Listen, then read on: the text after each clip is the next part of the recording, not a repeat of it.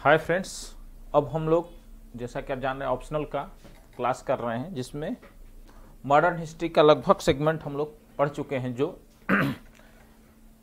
इधर उधर से जोड़कर पढ़ा जाता है। अब हम कहाँ आए हैं? INM इंडियन नेशनल मूवमेंट की तरफ बढ़ रहे हैं। INM की तरफ बढ़ रहे हैं, इंडियन नेशनल मूवमेंट। ठीक, अब हम लोग INM का अध्ययन करेंगे। तो आप जानते होंगे कि भारतीय राष्ट्रीय आंदोलन इंडियन नेशनल मूवमेंट की जो एक प्रारंभ होने का स्टेज है, जो उसका मंच है, जिसने सबको एक मंच पर लाकर राष्ट्रीय आंदोलन के लिए कार्य किया, हम उसी का अध्ययन करेंगे।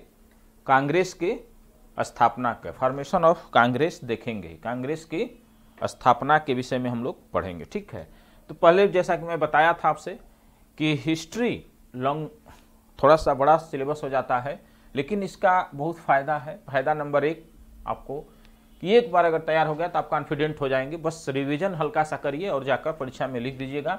अगर मेरे क्लास को फॉलो कर रहे हैं तो निश्चित रूप से 75 से 80% आपको नंबर आएंगे ही आएंगे, फर्स्ट चीज़। लेकिन हिस्ट्री लॉन्ग भी है, तो हिस्ट्री लॉन्ग है तो उसके लिए क्या करना है? हर चैप्टर का हर टॉपिक का फॉर्मेटिंग बना लेना है।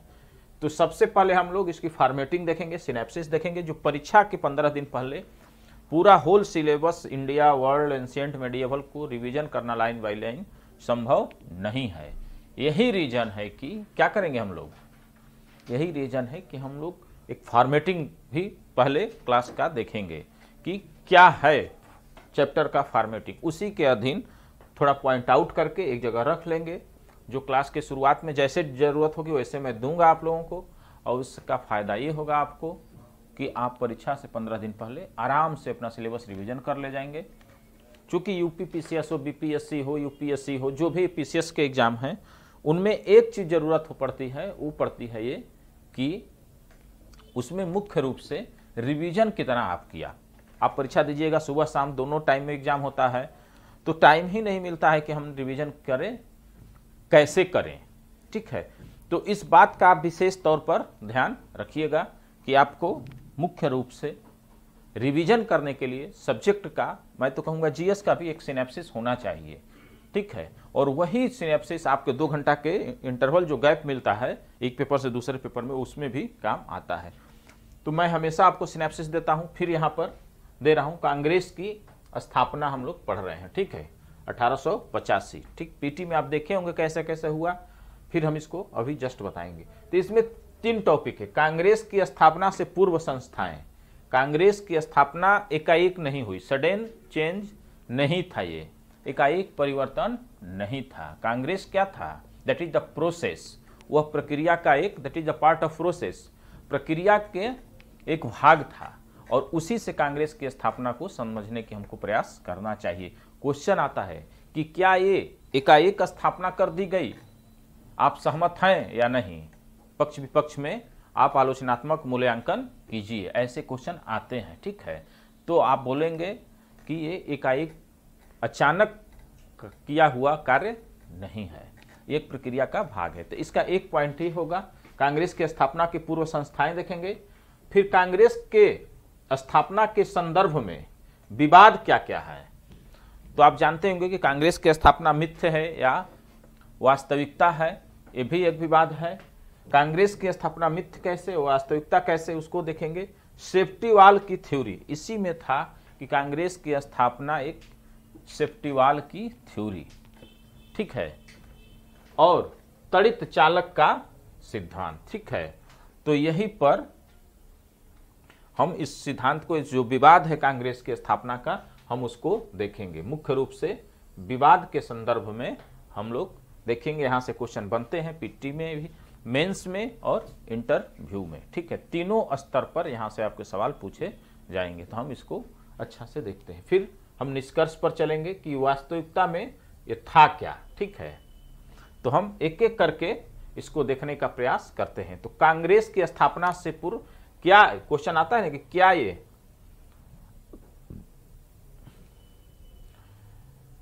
सडन वर्क था, क्या ये एकाएक अचानक स्थापना का कार्य जो था हुआ था, ऐसा है? तो आप जानते होंगे कांग्रेस की स्थापना 1885 ईस्वी में बंबई के ग्वालियर टैंक में हुआ था। ठीक, वहां पर 72 प्रतिनिधियों ने इस सम्मेलन में भाग लिया था, जिसकी अध्यक्षता कांग्रेस के प्रथम अधिवेशन के अध्यक्षता व्योमेश चंद्र बनर्जी ने किया था। आप इतना पीटी में भी पढ़ चुके होंगे।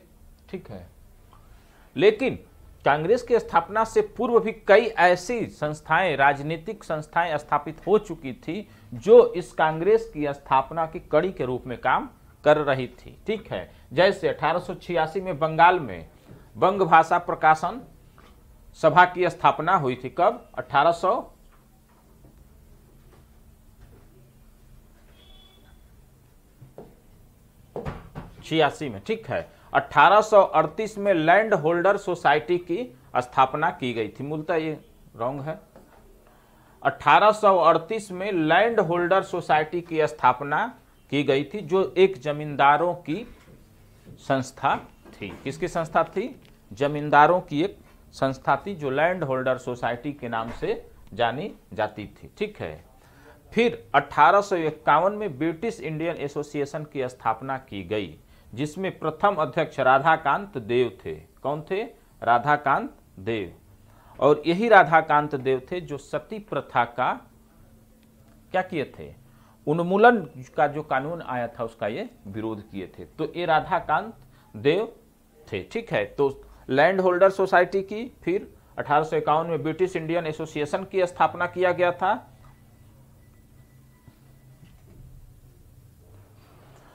ठीक है, इसके बाद से आप देखें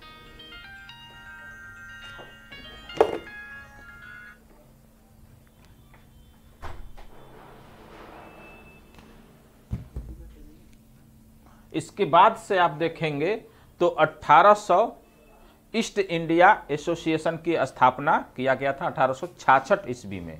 कब किया गया था? 1866 ईस्वी में ईस्ट इंडिया एसोसिएशन की स्थापना की गई थी, लंदन में दादा भाई नौरोजी के द्वारा। ठीक, तो इस प्रकार से आप ये सब संस्थाएं हैं जो आप समझिए कि इसका क्या बेनिफिट है। ठीक, फिर 1875 में इंडिया लीग की स्थापना की गई थी। कब? 1875 ईस्वी में इंडिया लीग की स्थापना सुशील कुमार घोष के द्वारा किया गया था। 1876 में इंडियन एसोसिएशन की स्थापना की गई थी, जिसके दादा भाई नौरोजी और दादा भाई नौरोजी के साथ साथ आनंद मोहन बोस, दो लोगों ने मिलकर इस संस्था की स्थापना किए हुए थे। ठीक, और इस संस्था का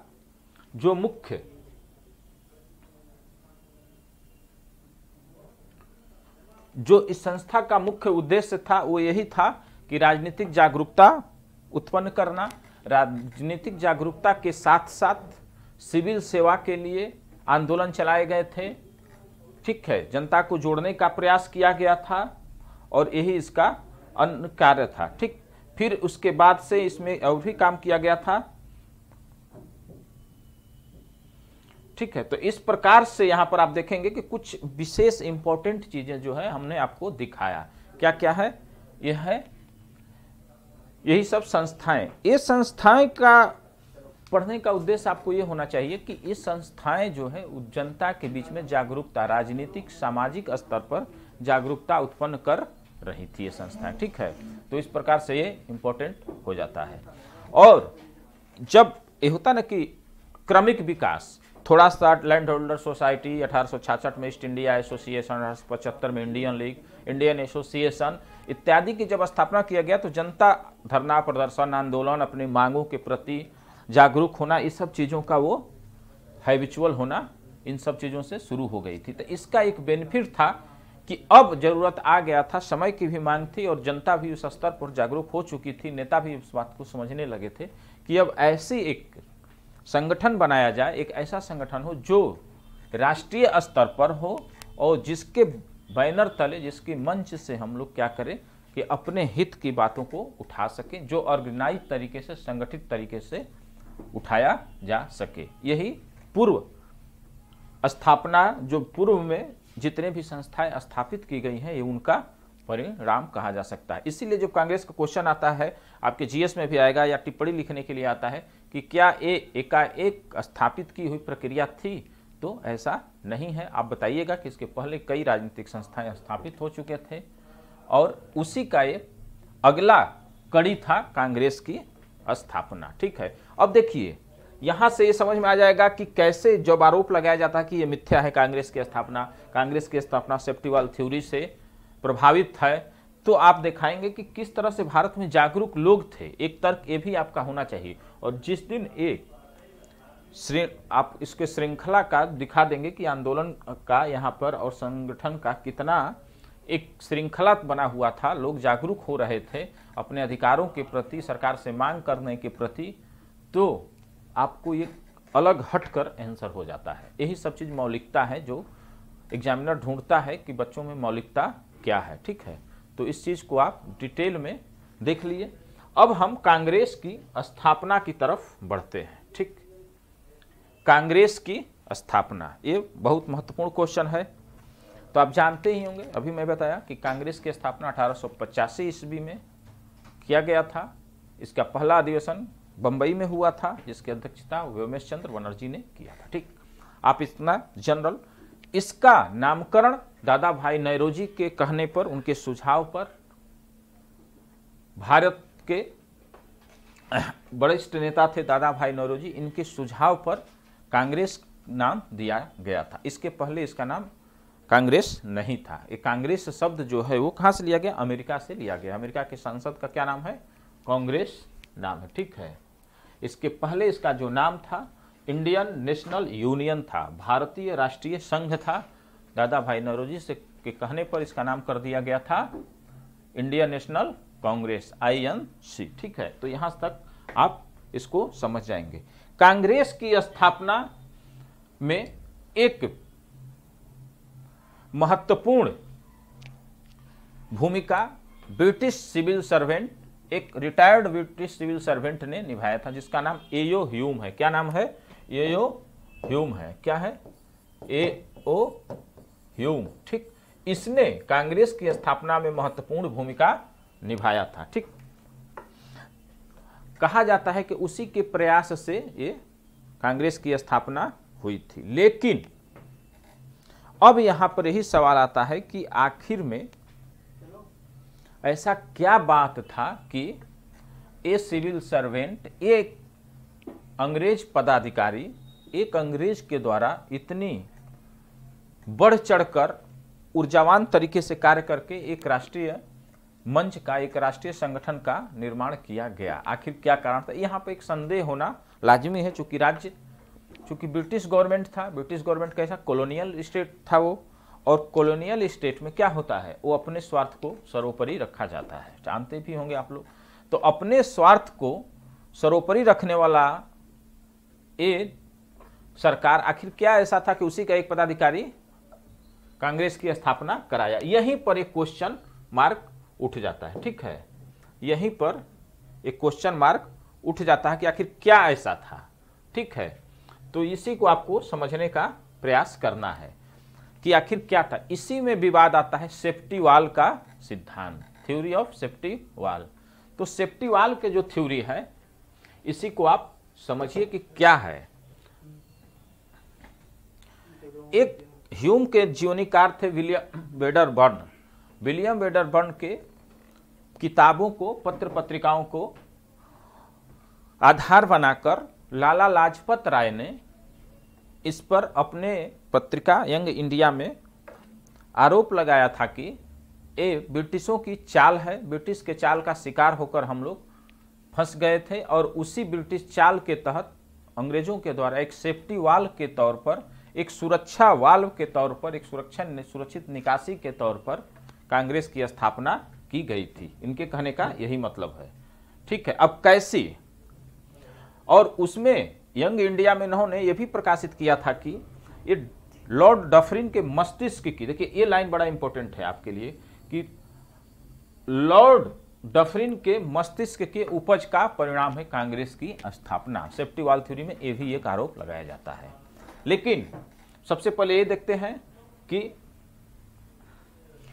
लाला लाजपत राय ने आखिर में क्यों ऐसा आरोप लगाया? तो सबसे पहली बात तो है कि कांग्रेस की स्थापना में लाला लाजपत राय ने उदारवादियों पर आक्रमण करने के लिए, उदारवादियों को नीचा दिखाने के लिए इन्होंने ऐसा किया था, एक आरोप लगाया था। ये पूर्वाग्रह से ग्रसित होकर लगाए थे।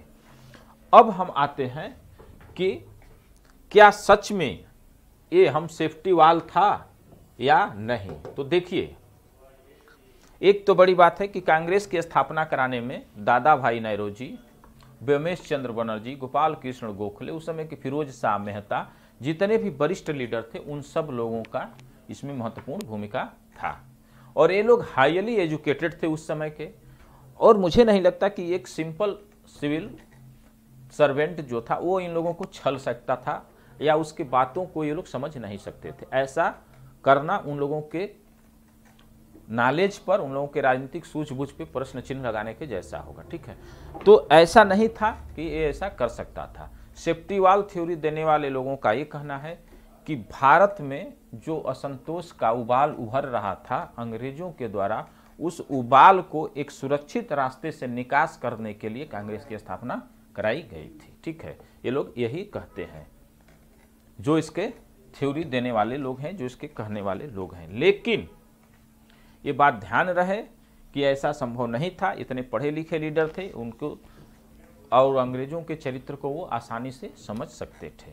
ठीक, तो इस प्रकार से इसमें, और दूसरी बात आपको यहां पर भी समझ में आएगा कि जो लाला लाजपत राय हैं वो कैसे हैं। वो मुख्य रूप से उदारवादियों से नाराज थे, उनके सिद्धांत के अगेंस्ट थे, इसलिए उन्होंने ऐसा कहा। तो उनका भी पूर्वाग्रह वाला मत आप जरूर डालिएगा अपने आंसर में कि लाला लाजपत राय चूंकि उदारवादियों के प्रति पूर्वाग्रह से ग्रसित थे, ऐसी स्थिति में वो इसको, इनके ऊपर, कांग्रेस की स्थापना के ऊपर क्वेश्चन मार्क उठाए, प्रश्न चिन्ह उठाए थे। अब सेफ्टी वाल के थ्योरी के विपक्ष में हम तर्क देंगे। सेफ्टी वाल थ्योरी क्या कहती है, पहले हम इसको कहते हैं। विलियम वेडरबर्न के पत्र का आधार बनाकर यंग इंडिया में लाला लाजपत राय ने सर्वप्रथम इस आरोप को लगाया था और उस पर उठाया था कि, और वो बोले थे कि ये अंग्रेजों के चाल है, विलियम वेडरबर्न के, जो उस समय के विलियम वेडरबर्न नहीं, डफरिन के दिमाग का उपज है और उस समय के निकलते हुए उफान को, भारतीयों में बढ़ते हुए असंतोष को सुरक्षित निकासी देने के लिए कांग्रेस की स्थापना कराई गई है, जिसको सेफ्टी वाल थ्योरी के नाम से जाना जाता है। ठीक, तो ये एक इम्पोर्टेंट इसके पक्ष में तर्क है। सेफ्टी वाल के विपक्ष में तर्क देना होगा तो क्या देना होगा? पहली बात तो लाला लाजपत राय के विचारधारा को आपको देना होगा कि ये उग्रवादी विचारधारा के थे, उदारवादियों के से पूर्वाग्रह से ग्रसित थे, इसलिए इन्होंने दिया। दूसरी चीज जो मैंने अभी आपको नया ऐड करके दिया है इसमें अपने मैटर में, कि आधुनिक शोधों से ये पता चला है कि, जो अब आधुनिक शोध है उससे ये पता चला है कि आधुनिक शोधों ने डफरिन के पक्ष का अध्ययन करके जो तथ्य प्रकाशित किया गया है उससे ये पता चला है कि सुरक्षा वाल के जो सिद्धांत है वो सही नहीं है। ठीक, सुरक्षा वाल के जो सिद्धांत है वो जायज नहीं है, क्योंकि कांग्रेस की स्थापना के विषय में जानकारी ह्यूम ने, ठीक है, दरअसल स्वयं अपने माध्यम से, पत्र के माध्यम से दिया था कांग्रेस की स्थापना हो जाने के बाद डफरिन को। किसको? डफरिन को। उससे पहले उसको इस बात की जानकारी नहीं थी। तो आपको इस डालना होगा कि आधुनिक शोधों के माध्यम से और दोनों के जो बीच जो पत्राचार हुआ है उसके साक्ष्यों को देखते हुए पता चला कि डफरिन को कांग्रेस की स्थापना के विषय में जानकारी नहीं थी। ठीक है, इसलिए उसके मस्तिष्क की उपज नहीं कही जा सकती है।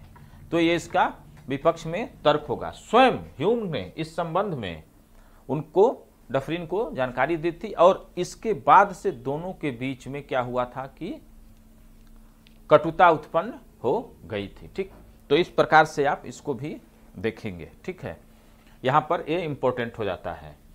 और उसके बाद तीसरी चीज कि भारतीय, चूंकि उस समय कांग्रेस की स्थापना जब हुई तो भारतीय लोग हाईली एजुकेटेड थे, पढ़े लिखे थे, उनकी राजनीतिक सूझबूझ बड़ी उच्च स्तर की थी।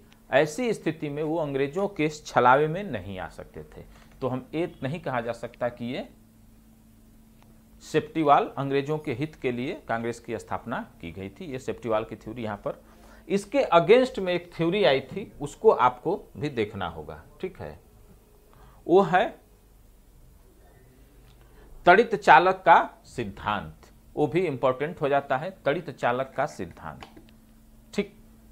ये कैसे इंपॉर्टेंट है, ये भी एक गोपाल कृष्ण गोखले ने इस सिद्धांत को दिया था, इसका व्याख्या किया था, इसका स्पष्टीकरण किया था कि अगर कांग्रेस की स्थापना में अंग्रेज हमको सेफ्टीवाल की तरह चाहते हैं तो हम क्या करेंगे कि एक तड़ित चालक की तरह इसका उपयोग करेंगे, ठीक है। उनके अनुसार सरकारी असंतोष से बचने के लिए ह्यूम का प्रयोग किया गया था। देखिए वस्तुतः हुआ क्या था कि तड़ित चालक सिद्धांत एक कहता, अगर आ गया तो यही होगा कि इसका स्पष्टीकरण करते हुए गोपाल कृष्ण गोखले ने कहा था कि हमें अंग्रेजों के असंतोष से, सरकारी असंतोष से बचने के लिए ह्यूम का प्रयोग करना पड़ा और किया गया था। वस्तुतः कांग्रेस के संस्थापक कोई ब्रिटिश ही नहीं होता तो यह आरंभ में ही ब्रिटिश दमन का शिकार हो सकती थी। यही उसका लाइन है। उसका मतलब यह है कि कांग्रेस की स्थापना जरूरी थी, एक ऐसे संगठन की जरूरी थी जिसमें भारतीय नेताओं ने सोचा था कि एक ऐसे पदाधिकारी हो जो अंग्रेजों के बीच से आ रहा हो, तो हम उसको आगे बनाकर, उसको एक तरह से मोहरा बनाकर, अपने भारतीय भाषा में कहें तो उसको मोहरा बनाकर हम इस्तेमाल कर लेंगे तो ठीक रहेगा। क्योंकि अगर हम कोई भी स्थापना करेंगे, कोई भी संगठन बनाएंगे तो उस कांग्रेस, उस ब्रिटिश गवर्नमेंट उससे क्या होगी, चिढ़ेगी, नाराज होगी, ठीक है। तो ऐसी स्थिति में हम उसके असंतोष का, उसके नाराजगी का शिकार हो सकते हैं, ठीक है। और ये जो उसके नाराजगी का शिकार है वो हमें हानि नुकसान पहुंचा सकता है। ऐसी स्थिति में ह्यूम को इन लोगों ने पकड़ा और ह्यूम को आगे बनाकर, कांग्रेस का अगुवा बनाकर और कांग्रेस के जैसे संगठन की स्थापना किया। उससे उस कोप भाजन से ब्रिटिश गवर्नमेंट के बच गए जो उनकी नाराजगी का, उनके असंतोष का या उनके चिढ़ने का कारण हो सकता था। तो वो अगर सेफ्टीवाल के रूप में यूज करना चाहे तो ये उनको तड़ित चालक के रूप में प्रयोग करने का प्रयास भारतीयों के द्वारा किया गया था। यही इसका स्पष्टीकरण है, यही इसका तड़ित चालक का सिद्धांत है। आपको यहां से लेना होगा, गोपाल कृष्ण गोखले ने इस सिद्धांत के तहत कांग्रेस की स्थापना का स्पष्टीकरण दिया है कि उनके अनुसार सरकारी असंतोष से बचने के लिए ह्यूम का प्रयोग किया गया था। वस्तुतः कांग्रेस का संस्थापक कोई ब्रिटिश नहीं होता तो यह आरंभ में ही ब्रिटिश दमन का शिकार हो सकता था, ठीक है। अतः सरकारी दमन से बचने के लिए भारतीयों ने ह्यूम का नेतृत्व स्वीकार किया। तो यहां पर कौन तेज हुआ, हम भारतीय हुए कि अंग्रेज हुए? स्वाभाविक है कि यह कंडीशन आ सकती थी, हो सके कि सेफ्टीवाल का कंडीशन आती या नहीं आती, अब कभी आई भी नहीं। कांग्रेस हमेशा विरोध का प्रतीक बनी रही ब्रिटिश गवर्नमेंट की, लेकिन हो सकता है कि उनके शिकार का, उनके असंतोष का, उनके नाराजगी का हम लोग शिकार हो सकते थे, ब्रिटिश कांग्रेस हो सकती थी, और सॉरी भारतीय कांग्रेस हो सकती थी। इसलिए हम लोगों ने ब्रिटिश चालक का सिद्धांत अपना लिया, ठीक है। तो यही तड़ित चालक का थ्योरी है, इसको आप लोग स्पष्ट जान लीजिए। और यहीं क्वेश्चन आता है तो बच्चे घबरा जाते हैं, ठीक, कैसे इसको करना है। तो इस स्तर पर इसको हम देख लिए, ठीक। अब हम जो देखेंगे वो है निष्कर्ष, ठीक है। तो निष्कर्ष पहले ही मैं बता चुका हूं अपने व्याख्या के दौरान। कांग्रेस की स्थापना के संदर्भ में सेफ्टीवाल का सिद्धांत प्रमाणित नहीं होता, क्योंकि वायसराय डफरिन को कांग्रेस की गठन की सूचना गठन के पश्चात मिली थी। जैसा कि मैंने बताया कि पत्राचार के माध्यम से ह्यूम के द्वारा स्वयं इसकी जानकारी डफरिन को दिया गया था, ठीक है। ह्यूम के पत्रों से भी सेफ्टीवाल सिद्धांत प्रमाणित नहीं होता। वस्तुतः ह्यूम और डफरिन के संबंध स्वयं कटुतापूर्ण थे और डफरिन ने कांग्रेस की आलोचना करते हुए इससे मुट्ठी भर लोगों का समूह कहा था। देखिए यहां पर इंपॉर्टेंट है, अगर डफरिन कि कितना भी बड़ा हो जाए, कितना भी कोई व्यक्ति कटु हो जाए, लेकिन जिस पेड़ को लगाता है उसको काटता नहीं है। अगर डफरिन की मानसिक उपज होती कांग्रेस, अगर डफरिन इसको स्थापित करवाया होता स्वयं के प्रयासों से, तो वो कभी भी इसकी आलोचना नहीं करता कि मुट्ठी भर लोगों का समूह था, ऐसा कभी नहीं करता। क्योंकि तब भारतीय जनता, भारतीय मीडिया, ब्रिटिश मीडिया, वर्ल्ड की मीडिया सब आलोचना करती कि एक स्वयं ऐसा संगठन स्थापित करवा दिया जिसकी ये आलोचना कर रहा है। ठीक है, तो ऐसी स्थिति में हम कह सकते हैं कि सेफ्टीवाल का जो सिद्धांत है वो तर्कों पर और साक्ष्यों पर खरा नहीं उतरता है। इस तरह कांग्रेस की स्थापना को ऐतिहासिक विकास के संदर्भ में समझने की आवश्यकता है। मैंने आपसे पहले ही बताया था कि एक क्रमिक विकास का एक परिणाम है, हम उसी संदर्भ में इसको समझेंगे। ठीक, तो इस तरह से आप लोग कांग्रेस की स्थापना संबंधी जो भी मैटर है उसको देख लिए। अब हम इसके नेक्स्ट पार्ट में चलते हैं कि इसका उद्देश्य क्या था, आखिर भारतीय इसको क्यों स्थापित करना चाह रहे थे, क्यों स्थापित किए, इससे लाभ क्या हुआ, इसका उद्देश्य क्या क्या था, यह भी आप समझिए।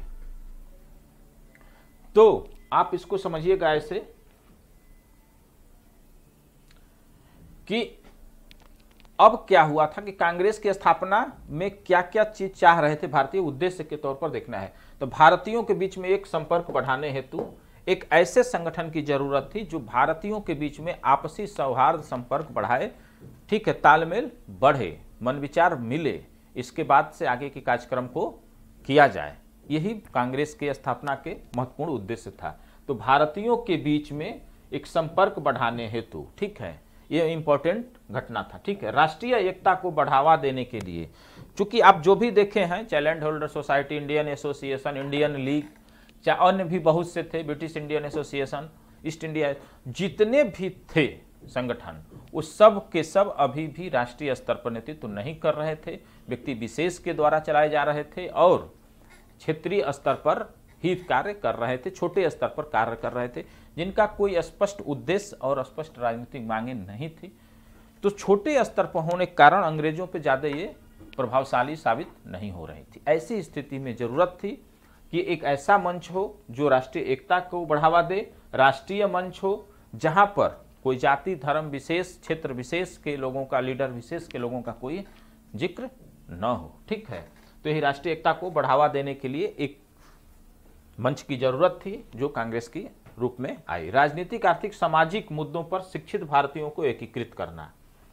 इसके पहले क्या था कि सब जो भारतीय थे, जो शिक्षित लोग थे, वो राजनीतिक, आर्थिक, सामाजिक मुद्दों पर भिन्न भिन्न मत रखते थे। जैसे सती प्रथा का उन्मूलन जरूरी था, एक बुराई था, दैट इज द एविल, लेकिन यहीं पर अपनी एक मान्यता, एक सैद्धांतिक आधार पर आप देखे होंगे कि राधा कांत देव ने इस उन्मूलन को विरोध किया था, कहा था कि सती प्रथा हमारे परंपरा का भाग है, हमारे धार्मिक भाग है, इस सती प्रथा बना रहना चाहिए। उसी प्रकार से राजनीतिक मुद्दों पर भी अनेक, कुछ नरम दल के थे, कुछ गरम दल के थे, कुछ लोग ब्रिटिश जनता में, ब्रिटिश शासन में, ब्रिटिश गवर्नमेंट में विश्वास करते थे, कुछ लोग नहीं करते थे।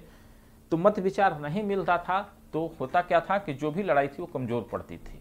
तो इसका एक और भी था कि आपका जो भी हो, लेकिन जितने भी शिक्षित भारतीय हैं, जो भी पढ़े लिखे लोग हैं, चाहे वो राजनीतिक हो, आर्थिक रूप, सामाजिक मुद्दा हो, उस सब मुद्दे पर आपको एक होना है। और इसके लिए जरूरी है कि हम लोगों का कॉन्फ्रेंस हो, हम लोगों का आपसी सहमति हो, इसके लिए एक मंच की जरूरत थी। तो आप इस उद्देश्य को ध्यान में रखते हुए देखेंगे। ठीक है, तो ये बहुत महत्वपूर्ण हो जाएगा। राष्ट्रीय एकता को बढ़ावा देने, भारतीयों के बीच में एकता के बीच में संपर्क बढ़ाने हेतु और राजनीतिक, आर्थिक, सामाजिक मुद्दों पर शिक्षित भारतीयों को एकीकृत करने हेतु, तो इसका उद्देश्य हो जाएगा। ये आपको अलग है, अगर इसको लेकर एलोबरेट कर लेते हैं तो निश्चित रूप से आपका जो है आंसर बहुत ही बढ़िया हो जाएगा। और मैं गारंटी लेता हूं कि पूरे जगहों पर बहुत कम लोग इतना कोरिलेट करके पढ़ाते हैं। आपको लिखना मात्र 250 या बीपीएससी में 400 शब्दों में है। 400 शब्दों के लिए मैं बहुत मैटर दे देता हूं और कोरिलेट करके अपने स्पीच में जब लेक्चर देता हूं तब देखेंगे कई जगह से इसको कोरिलेट करता हूं। इसको आप अच्छा से निकाल कर अपना, ये नोट्स मेरा ही है, फिर आपको प्रिंटेड, इसी का प्रिंटेड नोट्स भी आपको दिया जाएगा जो अच्छा फॉर्म में है। उसके बाद से आपका तैयारी संपूर्ण हो जाएगी। अगर नोट्स लेक्चर मेरा सुनते हैं, नोट्स को पढ़ते हैं और सिनेप्सिस भी मैं दे रहा हूँ, मैं बस इतना आपको करना होगा, अपने अनुसार एक कॉपी पर चैप्टर वाइज सिनेप्सिस को एक जगह कर लेना होगा। इतनी पतली कॉपी में पूरा आपका हिस्ट्री आ जाएगा। वही हिस्ट्री जो है आपको अंतिम समय में रिवीजन करने में काम आ जाएगी, वही सिनेप्सिस। और उसके बाद से निश्चित रूप से अगर आप पढ़े हैं 2 बार, सिनेप्सिस आपके सामने है, कुछ फैक्ट याद है, तो आप देख लीजिएगा कि आपका 75 से 80% मार्क्स आना तय है। ठीक, तो इस प्रकार से हम देखते हैं। ठीक, अब हम आते हैं नेक्स्ट चैप्टर। अब तो कांग्रेस की स्थापना हो गई, अब कांग्रेस की स्थापना तो हम लोग करा दिए। अब क्या करना है हम लोगों को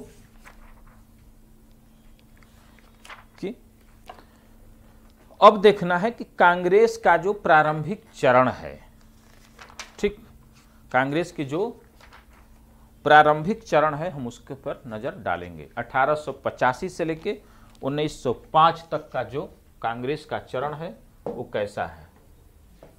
1885 से 1905 तक का जो चरण है उसी को हम लोग किस नाम से जानते हैं, उदारवादी चरण के नाम से जानते हैं। ठीक, तो हमें उदारवादियों का ये जो चरण है उसको देखना है। ठीक, इस प्रकार से इसको देखेंगे। तो आपसे मैंने पहले ही वादा किया है कि हमेशा आपको सिनेप्सिस दूंगा, मेरा नोट्स भी सिनेप्सिस के अनुसार बना है। अगर जिनको नोट्स भी लेना हो तो वो भी समझ लीजिए कि आप बेनिफिट में ही रहेंगे, और क्लास तो करना मोस्ट नेसेसरी है। नोट्स और क्लास का कॉम्बिनेशन बना लीजिए तो आपको मैं गारंटी लेता हूं कि आप हाई स्कोरर रहेंगे। तो हम इसका क्या देखते हैं पहले कि इसकी पृष्ठभूमि क्या है। ठीक है, पहला हमारा बिंदु होगा कि उदारवादी विचारधारा की पृष्ठभूमि क्या है, फिर इसकी विचारधारा या कार्य पद्धति किस प्रकार से यह कार्य करती थी। ठीक है, इसको हम लोग देखेंगे। फिर उसके बाद से क्या देखेंगे, इनकी मांगे क्या क्या थी, किस रूप में मांग करते, ये इसका आउटपुट हो जाता है। इनकी विचारधारा के अनुसार ही मांग करता है आदमी, क्योंकि क्या है, कोई उपभोक्तावादी व्यक्ति है, अगर किसी को पैसा देते हैं तो अगर वो शराब पीता है, दारू पीता है, हुआ है, नशा करता है, स्मोकिंग करता है, तो वो अपने पैसा का मैक्सिमम पार्ट कहाँ खर्च करेगा, उसी पे खर्च करेगा। अगर उससे कहते हैं कि तुम कुछ मांगो तो वो क्या मांगे, 2 बोतल वोदका, कहेगा कि ठीक है तो हमको 2 बोतल दारू दिलवा दीजिए। वही होता है विचारधारा, क्योंकि उसकी विचारधारा ही वैसी है, वो उसी विचारधारा का है। जो नॉनवेज नहीं खाता है, जो नॉनवेज खाता है वो नॉनवेज, आप पूछेंगे क्या खाओगे तो चलो गया तो चलो थोड़ा होटल में चिकन खिला दो, लेकिन जो नहीं खाता वो क्या कहेगा, चलो फिर हमको पनीर खिला दो। तो ये विचारधारा की यही बात होती है कि जैसी विचारधारा, जैसे कहते हैं ना, जैसी करनी वैसी भरनी, जैसी करनी वैसी मांग, वैसी उसकी विचारधारा, वैसी उसकी डिमांड, यही होता है। तो ये जरूरी है कि आप इसको समझिए। इसमें क्या है कि इंटरकनेक्शन है, विचारधारा या कार्य पद्धति के अनुसार मांग करेंगे और मांग जैसा करेंगे उसी अनुसार हम उनका मूल्यांकन भी करेंगे। माने इनकी पॉजिटिविटी क्या है, इनकी नेगेटिविटी क्या है, योगदान क्या है, इनकी सीमाएं क्या थी, क्या क्या कमियां रह गई थी, हम इसको देखेंगे। तो आप जानते हैं कि पृष्ठभूमि में कांग्रेस को लेंगे हम लोग, उदारवादी चरण 1885 से 1905 तक का।